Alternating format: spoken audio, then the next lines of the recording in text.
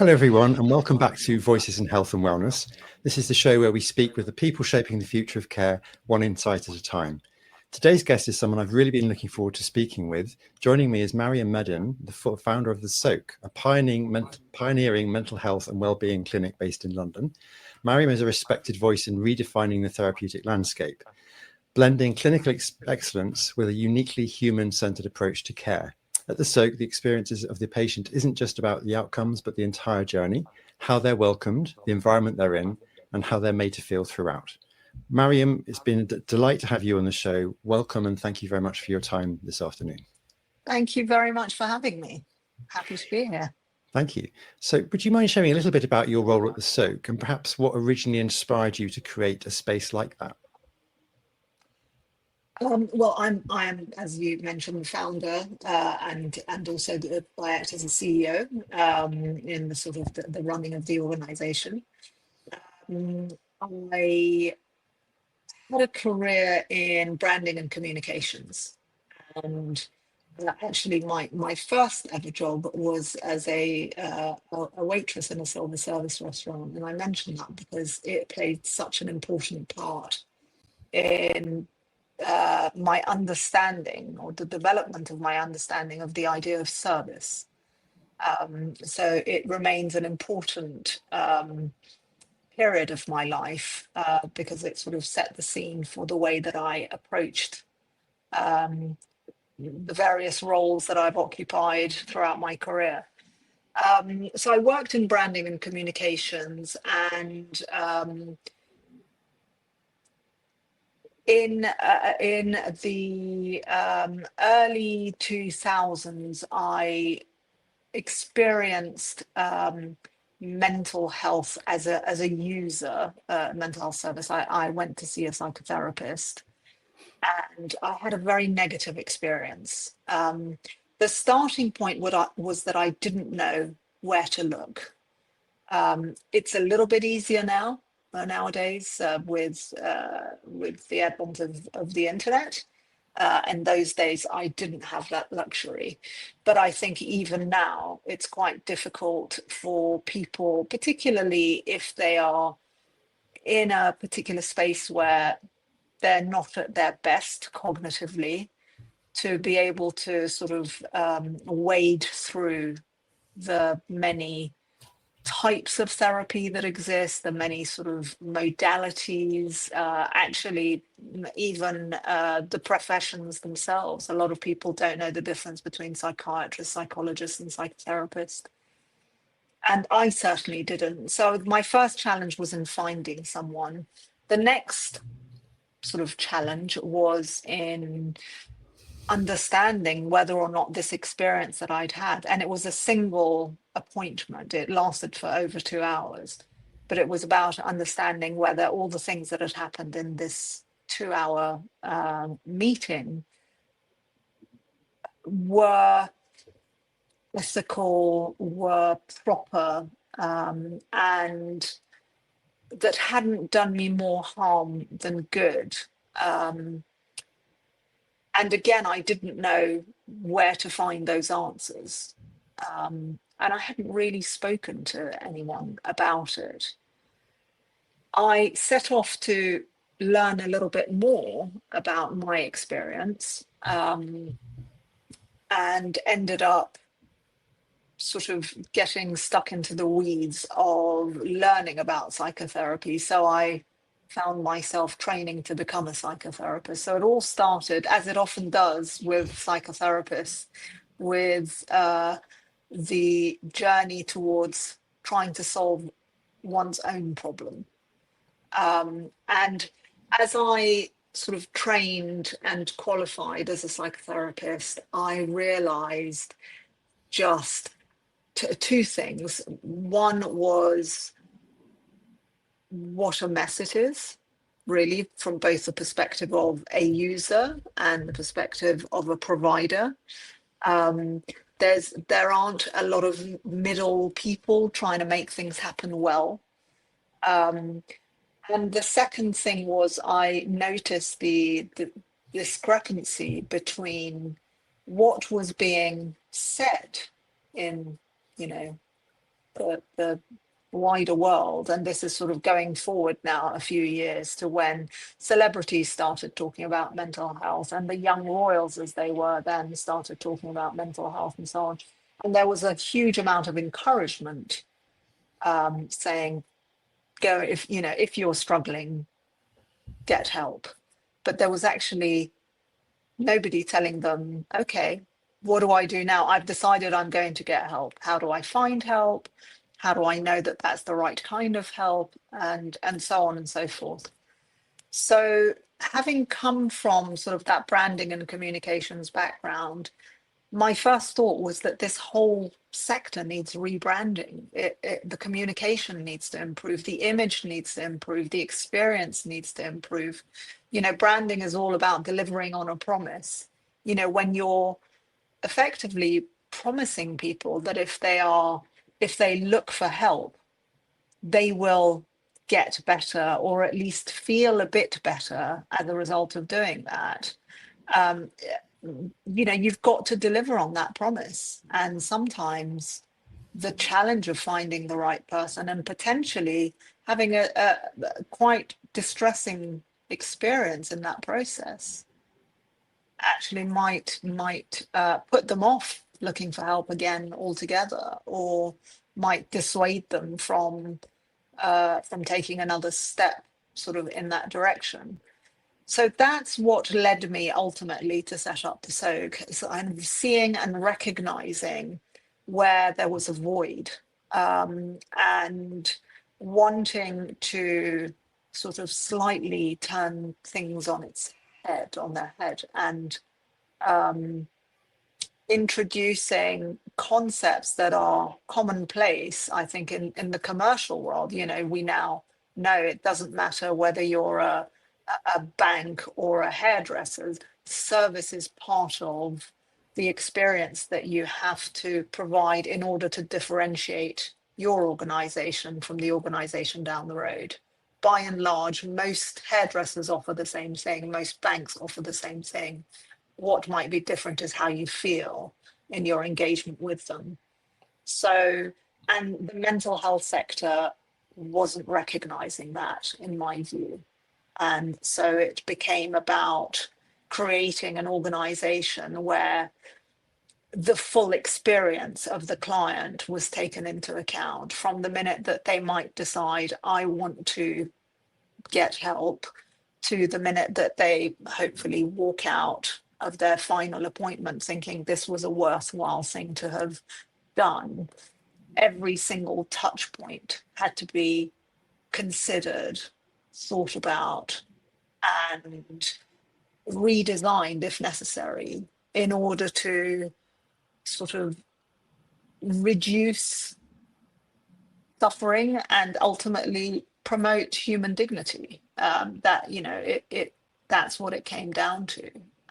It can be, for people who have experienced mental health care, they may recognize in their own experience the fact that sometimes it can feel quite almost degrading.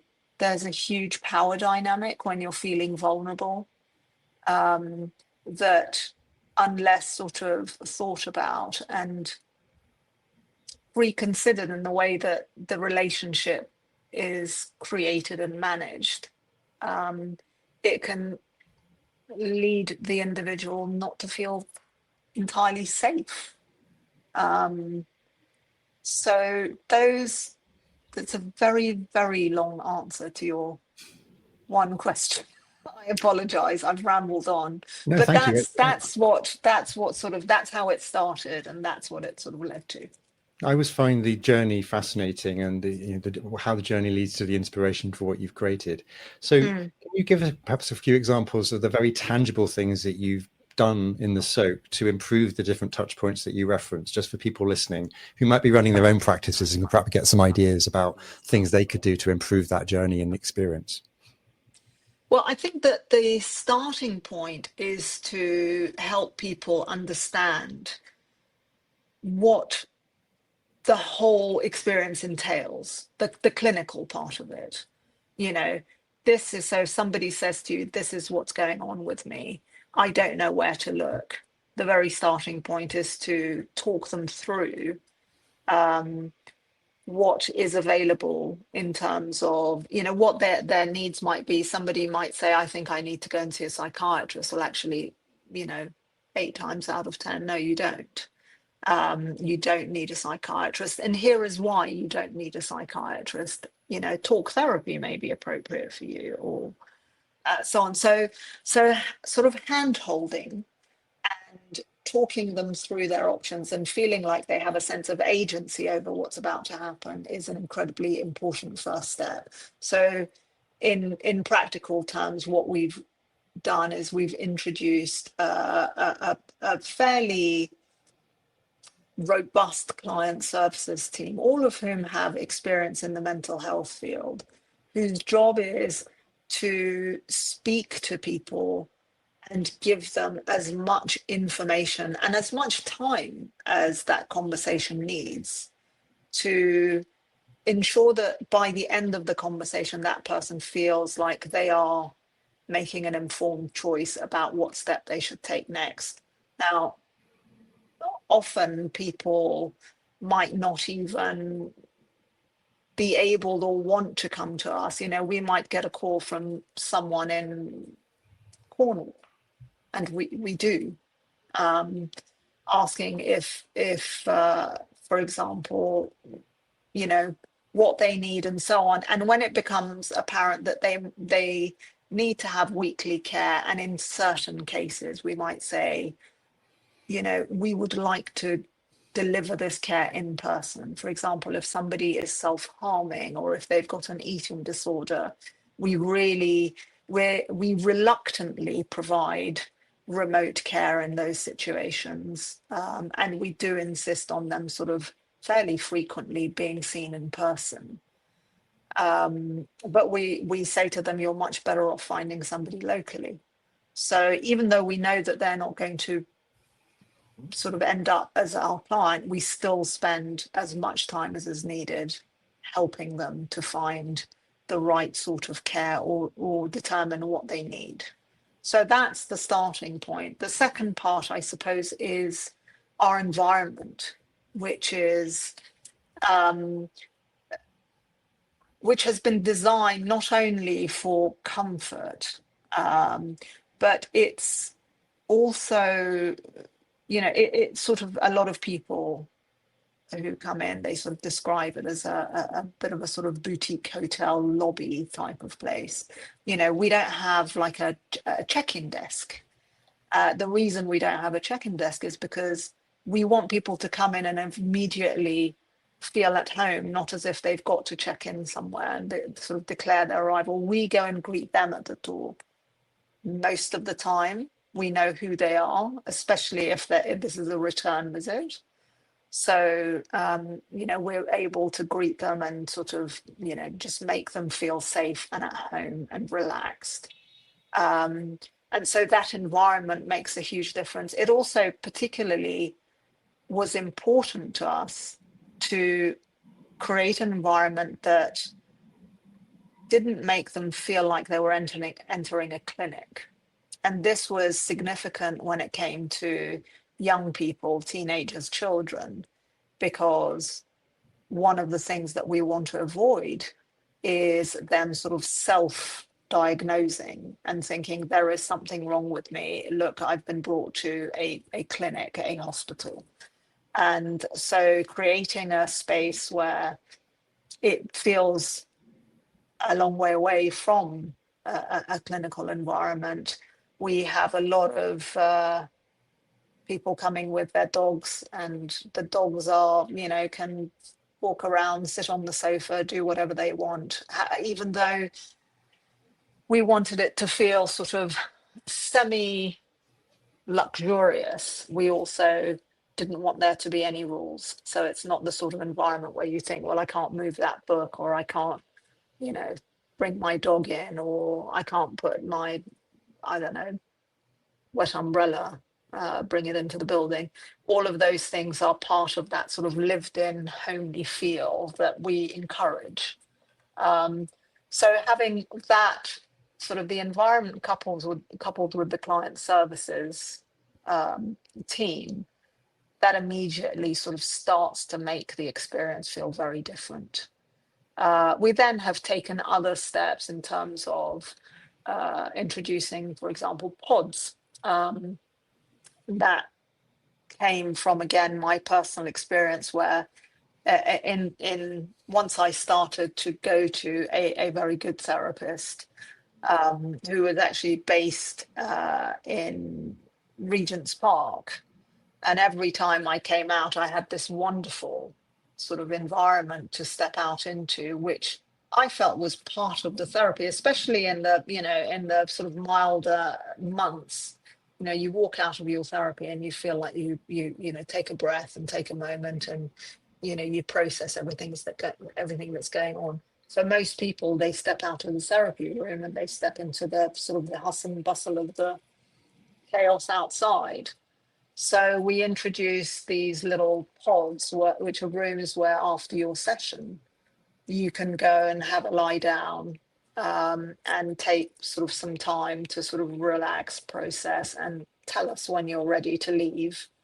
And there are devices that we use here, sort of medically recognized devices such as Alpha-Stim, which is something that you attach to your earlobes, and it sends sort of mild pulses that help to relax you. We've sort of introduced those little extras to make sure that when people leave the building, they do feel sort of relatively like their equilibrium is settled. And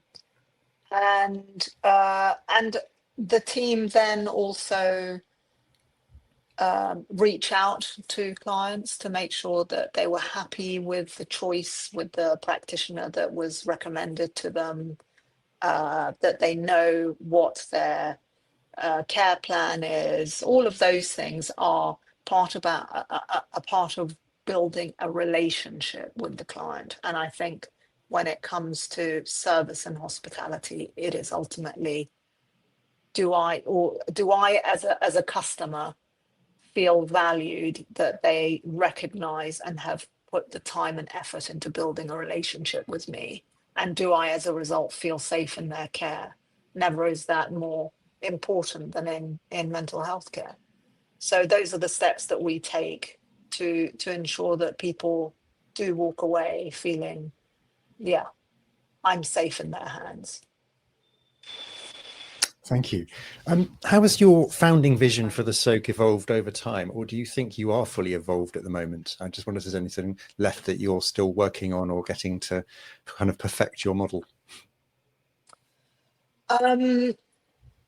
It's well, I mean, it's a continually evolving thing. It's a dynamic thing. The Soke, and anyone who's run any business, hopefully, will agree that part of their responsibility is to make sure that they continue to evolve with it and evolve it. And for us, that's no different. We want to make sure that not only are we keeping up with whatever developments and knowledge is out there, from one day to the next, that we are introducing those new practices or new discoveries into our work. So there's that side of it that we can't rest on our laurels. There is the other side, which is we certainly have an aspiration to always innovate, and one of the ways in which we try to do that is by the combining of the various types of expertise that we have at our disposal. So we're an organization of almost 100 people now, and I think about 75 of those are practitioners. So anything from psychiatrists, psychologists, psychotherapists, to coaches, to experts in grief, experts in supporting families of addicts. we've sort of tried to cover look at the entire sort of family unit structure and think, you know, if somebody's going through something, what do the other members of that unit need as well? So we try to accommodate the well-being of the whole unit. And we've sort of realized that actually one of, you know, like any organization, our greatest assets are people, but our greatest asset is that knowledge that, if combined, can really create amazing things. So putting together, for example, somebody from the family team with somebody who is an expert in trauma, with somebody who is an expert in corporate well-being, can hopefully lead to new and innovative approaches to dealing with workplace stress. And I say that because, you know, you've got the corporate culture person, you've got the family person. Most organizations at some point or another will refer to themselves as a family, especially the larger they are, the more often they sort of use that terminology.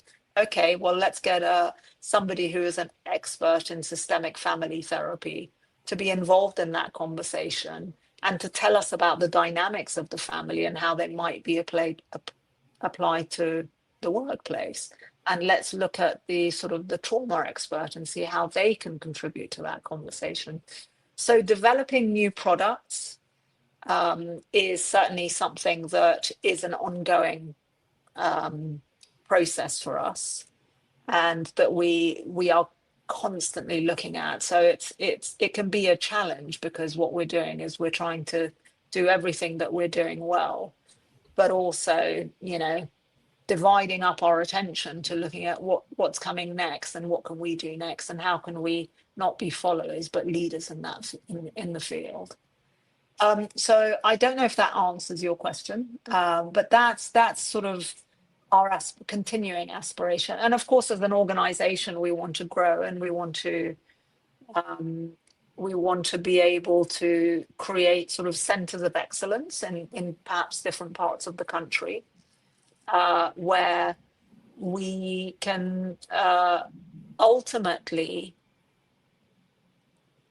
create an expectation in people that this is what mental health service should look like. And the point of doing that is to ensure that everybody else keeps up, because there is a lot of catching up with other industries to be done. And if people start to expect service as part of their healthcare, then all the providers will need to start sort of taking that into consideration. And that for us is an ambition, to really change the landscape of mental health care beyond our own four walls, and as a sort of a cultural shift. Thank you. That very much does answer the question, because it speaks to the whole growth and evolution of what you're trying to achieve and the direction of travel you're going forward. Would you mind telling us a little bit about what your typical day looks like? I mean, I know probably isn't such thing as a typical day in your world, but do you find yourself most focused on strategy, team, patient experience, all of the above, or something else? Yeah, no, it is all of the above. It's funny, because the stuff I really enjoy, my favorite part is contact with the clients, and if I can sneak something like that in there, I do. I'm frequently sort of told to get back in my box, because there are now so many sort of people between sort of my role and, you know, when we opened the doors, there was like, I think 4 clinicians and 4 of us operational team. So I was always trying to personally welcome people to the Soke and so on. And I still love that experience. So occasionally you will find me answering the phone, and speaking to the people who are calling, asking for help. But my typical day really is about working very closely with our COO, and to make sure that operationally everything is being considered. His name is George Brooke, and he came to the Soke from working within sort of mental health organizations. So he had a lot more experience about the operational side and the regulatory side of what we're trying to do. I came from it from sort of the, I suppose, vision, experience, communication side. So we need to work closely together to ensure that our two roles are complementary. And so there's a fair amount of time that's talking about what's going on a day-to-day basis and what needs to be changed, what needs to be shifted, and also looking ahead at what we might be doing sort of to develop our services. I also make a point every single day to stop and speak to different practitioners. The culture of this organization, I consider to be my personal responsibility.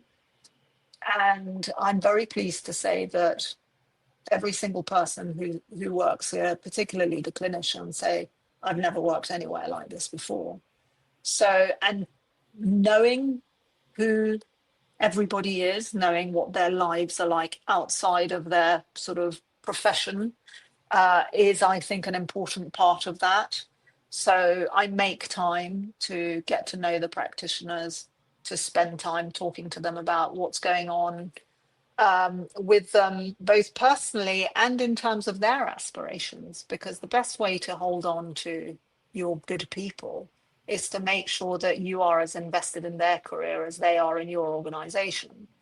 So, you know, I try to make sure that I know what they want from their lives, both sort of bigger picture in terms of their sort of their whole life, including their family, but also in terms of their career aspirations, and to see what we can do to make those things happen at the Soke, because that means they will, if they've got innovation, they will bring it to the Soke and they will do it through us. You know, if they are just simply brilliant at what they do and they don't necessarily want to change things, then they carry on just doing it with us and providing the care that we promise to our clients. And so some of my time is spent hanging around, sort of, you know, watching people make coffee for themselves and just catching up. But I consider that to be an incredibly important part of my role.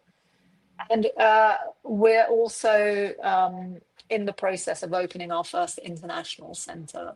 Wow. So some of our time and some of my time is taken up with dealing with that. Our first centre is opening in Malaysia in January. So there's a lot of communication with our Malaysian team pretty much daily. As we get closer, it increases. And it can be anything from sort of talking to people about the renovation of the space to training on client services, talking to the PR firm who are looking after the launch of that centre.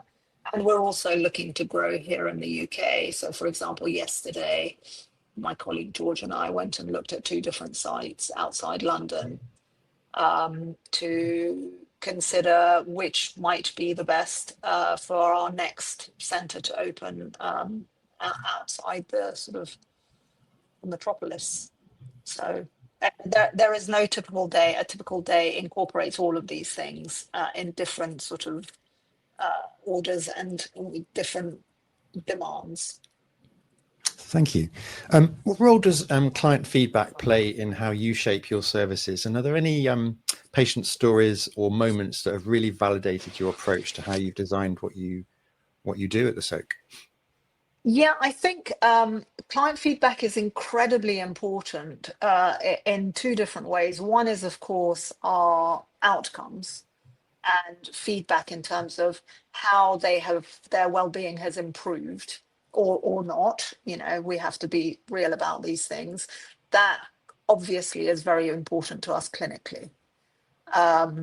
So the in that sense, you know, being able to collect data on how they're doing really informs what we're doing from the clinical board and the clinical governance perspective. The other part, of course, is feedback in terms of what their experience is like. And that also has been very important to us from, for example, our Care Quality Commission rating, where we were awarded outstanding in our first year. That was based partly on the feedback that our clients gave about us delivering on the promise that we had made to them. So it's a huge part of it, and as you can imagine, we rely largely on word of mouth. A lot of people will recommend a therapist, a psychiatrist. You know, I think it doesn't matter whether you're looking for a knee surgeon or a psychiatrist. Often the first place you go is people that you know and say, do you know anybody who's good at this? So the feedback that they may not give us, but they give to other people, you know, we want to make sure it's positive. So it really does inform how we do what we do on a daily basis, you know, on a daily basis. And we try very, very hard to encourage people to give us feedback. We've got sort of, you know, note cards in reception. We've got, you know, we're registered with I Want Great Care, where they can go online and give us feedback. You know, whatever, we don't mind how they do it, so long as they give it to us, because it's something. And actually, you know, the people most reluctant to help us collect that feedback are our practitioners, because they're, you know, they don't want at the end of somebody's therapy session to say, how was that for you? You know, give us the thumbs up if you thought it was a good session. So we try to do it with some sensitivity, but it does really inform the way that we do things. In terms of particular memories or experiences that I've had that have really been meaningful on that front, my favorite memory is coming into sort of a relatively public area of the building. This is about 3 years ago, and being told to shush. So, you know, one of the team sort of just went shh, and I said, why? What's going on? And they said, oh, so and so, this chap who had been coming to us for a number of, I think by that stage it was months, not just weeks. It was probably 2 or 3 months. They said, he's asleep in the pod.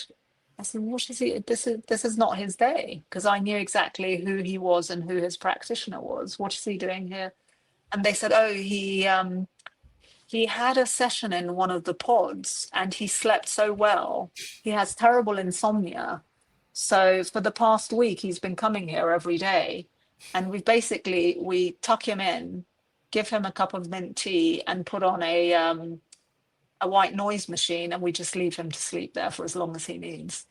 And the fact that somebody felt so safe here and so welcomed, that he would go to his, you know, in inverted commas, mental health provider for an afternoon nap, I think was the highest compliment that I could possibly have wished for. You know, this meant everything to me. But I think, you know, on a sort of, you know, daily basis, seeing the engagement between clients and the front of house staff and how comfortable they feel, and you know, that interaction between them is, it really is heartwarming. It means that we're doing it right, that they come through the doors and they feel this is my space, and I'll be treated with warmth and generosity and the sense of belonging. And you can just see it in their body language, and that means a lot. That matters a lot. Lovely. What an affirming story. What are the broader shifts that you're seeing in mental health or wellbeing care right now? Well, I think one of the things that's constantly being talked about, both around me and to me, is about sort of digital health. Um, and there is certainly a place for it. There's absolutely no doubt about that. I think from a point of concern, the issue that I sort of ruminate over is that the bigger that gets, the less quality control can be implemented. And so that's a huge shift. I think that the number of people that have said to me that they have had sort of mental health conversations with Chat GPT, I can't tell you. I mean, every dinner party I go to, somebody seems to mention that they've had a go and they thought that was pretty good. And that's great. If you need a pep in your step, get it from wherever you can get it. But if you have a serious problem, make sure that you're seeking out the right kind of help, and then choose where you're going to get it from. But don't automatically just rely on this sort of this faceless divide to be where you get your healing from, because it can be dangerous. It can be even good therapy, even the best therapy needs to be delivered in a considered and thoughtful and careful way. So, and that is one of the advantages of the way that we run things here, for example, is that we have a multidisciplinary team who every single day have a multidisciplinary team meeting. It's psychiatry led. We have a safeguarding officer. We have other safeguarding members of the team who are trained members of the team who participate in these meetings and who advocate for the client, and who are there to ensure that the client's wishes are taken into account as much as sort of the clinical needs of the client. And therefore, it's a very, very safe space in which to push clients, perhaps occasionally in the therapy room, beyond their comfort zone, and to try to get them where they need to go. That being done through sort of a remote care, and sometimes you don't know where that remote care is coming from, what the qualifications of that person, even if you're not dealing with Chat GPT, but you're dealing with somebody who is just providing sort of some sort of digital therapy. It's quite difficult to know how to ensure its safety. So I think that's a shift that, on the one hand, you welcome the fact that more and more people are receptive to the idea that they might need to consult with someone, with a third party. That's a very welcome development. But the sort of the enormous explosion of digital health products, I think, is a little bit concerning in the absence of good regulation. It's concerning that anybody can call themselves a therapist, and it can lead to dangerous outcomes. Definitely. So where are you looking to take the Soke over the next sort of 6 to 12 months or so? I know you've talked about expansion, the international arm, but do you have any other services, formats, or client services you're exploring to implement? Yeah, well, we are looking at having two sort of specialist centres potentially. One looking at child and adolescent care, the other potentially looking at sort of trauma, body and mind sort of healthcare. So we're looking at how we can sort of really sort of put our what's the saying? Put our flags down as being experts and in a particular niche area, and that means expansion, sort of geographical expansion of having specialist sort of centres. So that's something we're looking for.